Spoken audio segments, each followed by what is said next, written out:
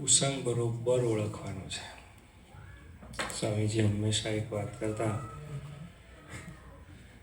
કે નિશાન ચૂક માફ, ના નિશાન નહીં માફ. જીવનમાં ઉદ્દેશ્ય નહીં હોય તો જીવન વ્યર્થ જતું રહેશે. હું કલકત્તા એક વખત બેઠો હતો. અમે હાવડા બ્રિજથી આમ થોડા નીચે ઉતરીને ત્યાં એક મંદિર છે, એ મંદિરે બેઠા હતા. મેં ગંગોત્રીમાં પણ જોયા છે, મેં ઋષિકેશમાં પણ એમના દર્શન કર્યા છે. અને કલકત્તા પછી ત્યાંથી આગળ ગંગાસાગરની અંદર એમનું એ છે. એવા વિશાળ અને જાજરમાન લાગે સ્વામીજી. અને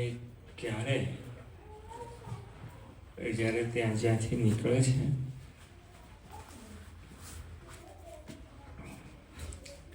તો દરો આટલો જ છે, પણ ધીરે ધીરે ધીરે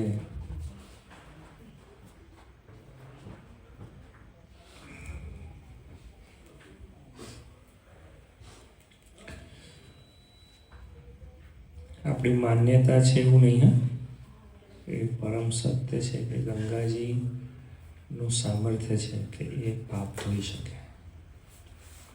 ગંગાજીનું એવું અમુક વખતે શબ્દો લોકો એવા બોલે ને કે એવી માન્યતા છે કે ગંગાજીમાં નાહવાથી, સ્નાન કરવાથી પાપ ધોઈ જાય. માન્યતા કહો એટલે પત્યું, પછી તમે માનો કે ના માનો તમારા ઉપર છે એવું થઈ જાય. પણ હકીકતમાં એવું નથી.